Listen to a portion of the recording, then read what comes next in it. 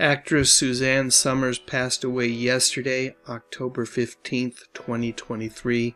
The cause of death was breast cancer. She was one day away from turning 77. Here are just a few of my memories of this legendary comedic actress. During the late 70s, I really don't know if there was a TV actress hotter than Suzanne Somers. To a young boy such as myself, she seemed to have come from out of nowhere. I now know that is not the case. In fact, Suzanne had been working hard, trying to make it in show business since the late 60s. Her early TV work included shows like Man Trap, The Rockford Files, and Starsky and Hutch.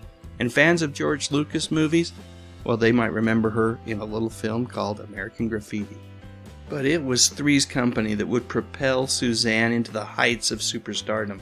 On that show, she played Chrissy Snow, a stereotypical ditzy blonde. Not the most original type of role, but Suzanne somehow managed to make the character into something so much more.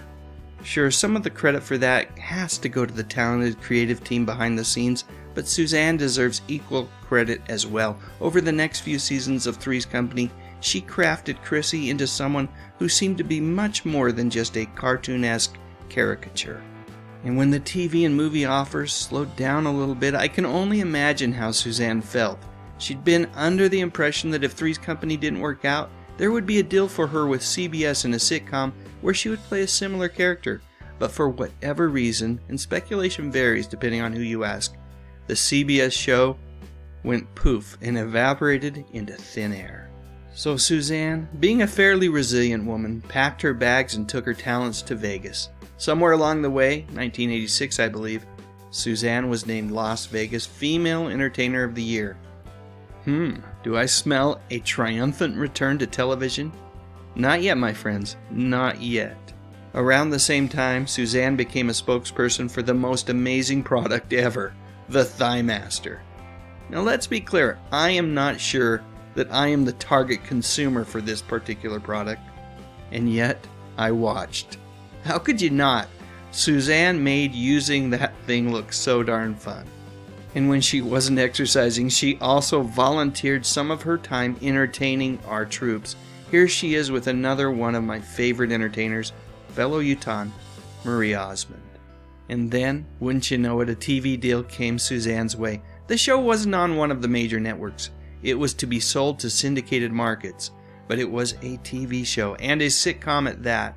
Suzanne ran with it, and for 2 years during the late 80s, we really did believe that she was the sheriff. At that point, I think it's fair to say that her comeback was in full swing. And step by step put to end the doubts of anyone who thought that Suzanne was a flash in the pan. Nope, her turn as a modern-day Carol Brady in this ABC TV TGIF sitcom, which debuted in 1991, demonstrated once and for all just how good she was with comedy. Suzanne also started to gain traction as an author of diet and health books. Along with that, in 2003, Hollywood finally acknowledged what many of us knew all along. The girl was a star. And a star she will remain forever in our hearts. Now it's your turn, folks. Please share your memories of Suzanne in the comments section. And if you found this video informative, I would appreciate a thumbs up. Maybe even consider subscribing to the channel. I talk about music, movies, and mostly TV from decades gone by. You know, the good stuff. Thanks again for watching, folks. And rest in peace, Suzanne.